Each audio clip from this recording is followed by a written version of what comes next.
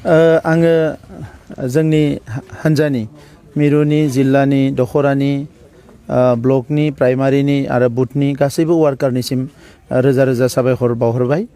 बिथांमोननि हर सान नांथाबनायाव UPPL दोलोआ एसेबां गोहोगोरा जाबाय आरो गाबोनो काउन्टिं जागोन आरो बे काउन्टिंआव जों बयबो मिजिंथिदों UPPL दोलोआनो बयनिख्रुइ बांसिन मासि आवग्रिनो हागोन आरो सरकार दानो हागोन आरो बे बिथिङाव बिटिआर ओनसोलनि रायजो राजाफ्रा जथेस्थ' मदद होबाय। माखासेया राङारि मदद होबाय, माखासेया खामानि मावनायनि गेजेरजों। दा बे गासैबो मदद होनाय रायजो राजाफोरनिसिम गोसो गोरबोनिफ्राय साबायखर बावबाय आरो लोगोसे इन्टेलेक्सुयेलफोर जाय बिथांमोना गुबुन गुबुन फिल्डआव थानानै जोंखौ केम्पिंनि समाव जोंनि खोथा बाथ्राफोरखौ एसे गाइड खालामबाय, स्पिच होनायफ्राव बायदिसिनायाव। दा बिथांमोनखौ आं साबायखर बावबाय आरो आं मिजिंथिदों बयनिबो नाजानायाव गाबोनो मोनसे सोलायनाय फैगोन आरो UPPLनिनो सरकार फैगोन।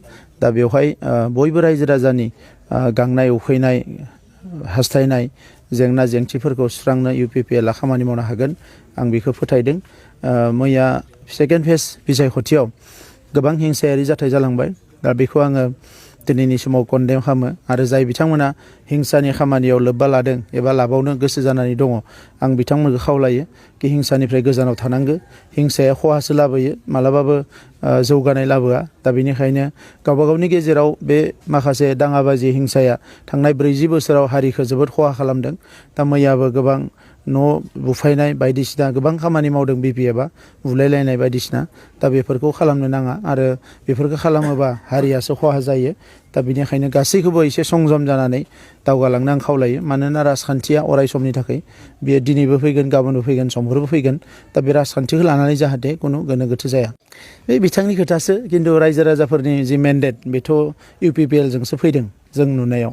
आरो रायजो राजाफ्रा एसेबां रंजा बाजा UPPLनियाव भट होदों। दा बिनि उनाव जुदि हाग्रामा महिलारि बिथाङा पेन्डेल खाखाबायबा आंथ' मिथिया बेलट बक्सआ बिथांनि न'आवसो दंहैयो ना माहैयो।